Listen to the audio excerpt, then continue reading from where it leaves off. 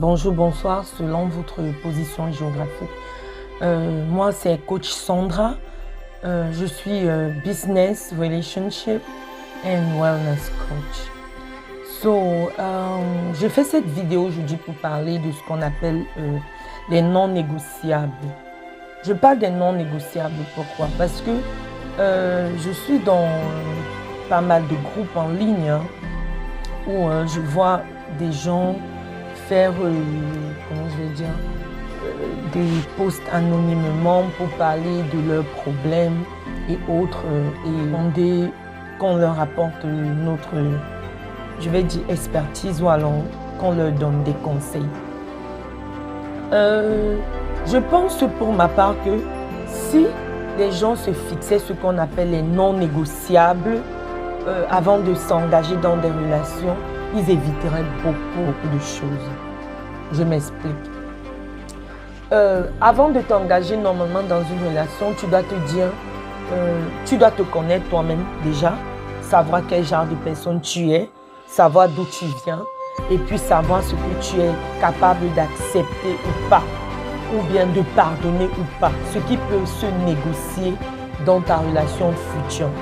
Quand je parle de non négociable, c'est beaucoup plus aujourd'hui pour ceux-là qui sont juste dans des relations, c'est-à-dire en train de date, right?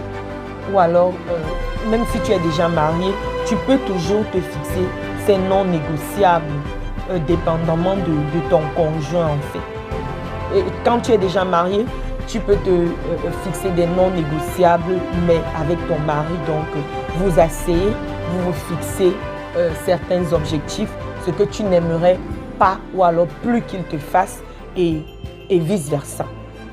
Donc, pour ce qui est des célibataires, te fixer les non négociables, c'est quoi?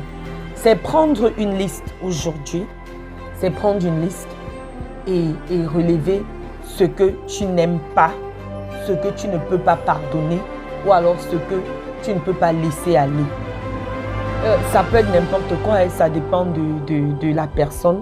Ça peut être, tu peux écrire dans ta liste, je ne vais jamais accepter de violence domestique. Je ne vais peut-être pas accepter que mon fiancé ou alors mon mari ou alors mon petit ami me trompe ou me soit infidèle. Je ne vais peut-être pas accepter qu'il me manque de respect n'importe comment devant les gens. Donc, c'est juste des exemples, ça peut être n'importe quoi. Je me dis, si tu te fixes ces non négociables, si tu les écris sur une liste ou alors tu fais un audio dans lequel tu parles de ça, de ce que tu ne peux pas accepter, ça va faire que demain, quand tu vas te mettre avec quelqu'un, tu sauras si tu peux rester avec la personne ou pas. En fait, ça va t'éviter de perdre le temps dans des relations. Donc, quand tu te fixes les non négociables, c'est quoi? C'est que ce qu'il y a dans ta liste comme non négociable, que tu ne peux pas négocier, dès lors que le gars, il fait ça, c'est zéro pardon. Vous me suivez? Zéro pardon. Il fait ça, tic, tu fais tac, ça s'arrête.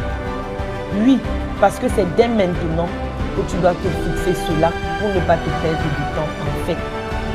C'est de ça qu'il s'agit. Je ne vais pas rentrer dans les détails.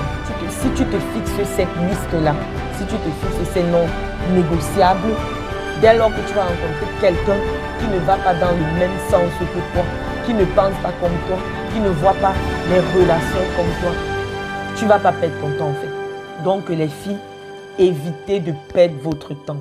Et puis pas seulement pour les filles, même les garçons aussi, même les hommes aussi. Évitez de perdre votre temps. Il y a aussi des non négociables qui peuvent changer au cours de l'année. Ça, c'est ce que j'appelle les positifs non négociables. Là, je vous ai parlé des non négociables négatifs. Les non négociables négatifs ne doivent pas être négociables pour ma part. Sinon, après, on souffre. Vous allez voir, par exemple, un gars, une fille qui vit avec un gars, il la frappe, ils ne sont pas encore mariés, mais elle supporte, elle laisse ND à personne. Et puis, il lui demande pardon, par exemple. Et puis, il se marie. Dès lors qu'elle entre chez lui, elle devient son tam-tam. Vous voyez? Et après, elle reste dans cet engrenage-là. Elle reste là. Au début, elle n'en parle pas. Et après qu'elle en parle, quand bien même les gens la conseillent, elle reste toujours là. son mari en fait devient son bourreau. Vous voyez ce que je veux dire? Pourtant, si dès le départ, au début de la relation, ou alors avant qu'elle ne commence la relation, elle s'était fixée un non négociable comme quoi, pas de violence domestique, autant pour moi, elle ne serait pas là. Vous voyez ce que je veux dire? Elle ne serait pas là. C'est juste un exemple. Maintenant, il y a les non négociables au fil du temps, parce qu'il y a les non négociables qui peuvent changer au fil du temps. Ça peut être par exemple un homme qui se dit, moi j'ai de l'argent, je ne veux pas une femme qui va travailler, je veux juste une femme qui va s'occuper de mes enfants et qui va s'occuper de ma maison. Mais une fois qu'il épouse, quand bien même il est riche, il a des moyens, elle a la maison, elle fait tout, elle est femme au foyer. Au bout d'un, deux, trois, quatre enfants, il se dit non, ma femme a besoin d'épanouissement. Ou alors sa femme lui dit non, chérie s'il te plaît, j'ai besoin d'épanouissement, tu vois, je veux aussi sortir et tout. Lui là, c'est un non négociable au début à la base, mais là il peut se dire, oui pourquoi pas, après tout ce temps, peut-être ma femme est fatiguée de rester à la maison, pourquoi ne pas lui ouvrir une boutique et puis elle ira rester là-bas. Et puis, ça ne change rien, quoi. Donc, mes amis, fixez-vous ce qu'on appelle des non négociables. Faites une liste, faites un audio.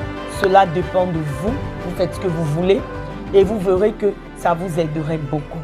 C'était Coach Sandra. Merci d'avoir suivi la vidéo et à bientôt.